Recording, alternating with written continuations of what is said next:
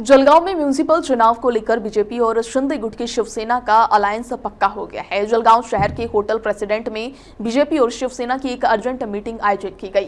जानकारी के मुताबिक बैठक में म्यूनिसिपल चुनाव में दोनों दलों की सीटों का फॉर्मूला तय किया गया है। सूत्रों के अनुसार एनसीपी अजित पवार ग्रुप से भी बातचीत करेगी और उन्हें भी साथ लेने की तैयारी है। नेताओं की माने तो एनसीपी से बातचीत के बाद ग्रैंड अलायंस और उम्मीदवारों की फाइनल लिस्ट जल्द ही फाइनल की जाएगी। भाजप शिवसेनेची या ठिकाणी बैठक समाप्त झालेली आहे आणि त्याच्यामध्ये महायुतीमध्ये लढण्याचा निर्णय झालेला आहे।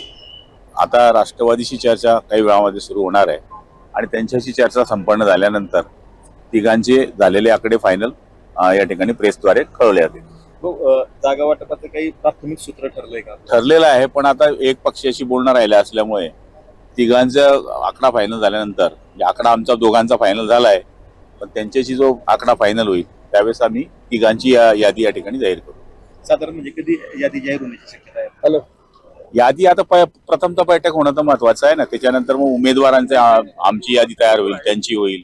आमची भारतीय जनता पार्टी आणि शिवसेनेची बैठक आता संपली।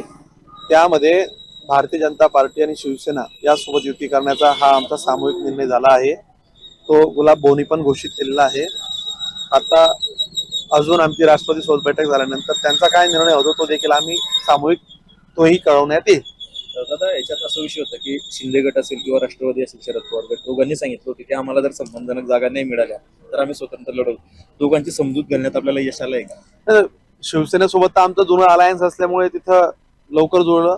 राष्ट्रवादी सोबत पण आमचा प्रयत्न असेल, त्यांचं सगळ्यांचा सन्मान राखण्याचा प्रयत्न हा भारतीय जनता पार्टी कायम करत आली आहे, करत राहील। हा प्रयत्न आमचा असणार आहे।